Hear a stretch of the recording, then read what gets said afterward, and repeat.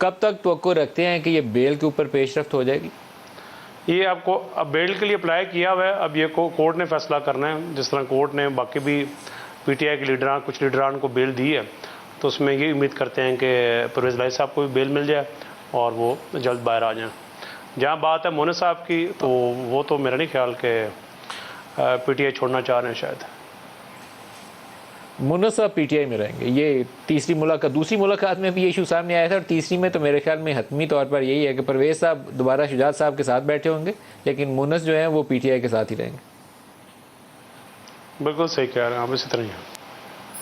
इसी तरह तो आपकी अपनी जमात की स्टैंडिंग क्या होगी? क्योंकि चौधरी शुजात और परवेज़ जब ये इकट्ठे थे तो आप लोगों की ताकत थी, लेकिन अलहदा हो के अब ये क्वेश्चन मार्क था कि क्या आपकी जमात अपनी स्ट्रेंथ बरकरार रख पाएगी या कमज़ोर पड़ेगी।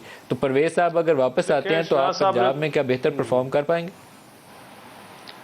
शुजात साहब ने तो हमेशा ही चाहा है कि ख़ानदान जो है इकट्ठे चले, मगर आपको पता है कि जो कुछ अर्सा पहले जो हालात बने कि शुजात साहब, प्रेस साहब ने खुद कहा शुजात साहब को कि आप नून लीग को मनाएं और उन्होंने सीएम बनना।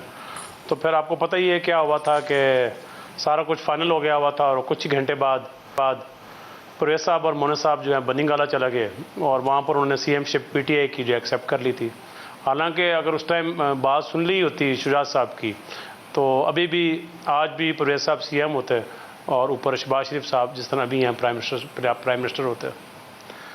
तो जहाँ बात है तो हम तवक्को रखें, मेरे ख्याल में चौधरी परवेज़ लाई साहब की प्रेस कॉन्फ्रेंस की तवक्को रखें अब अगले हफ्ते किसी वक्त, या वीकेंड पे या अर्ली नेक्स्ट वीक।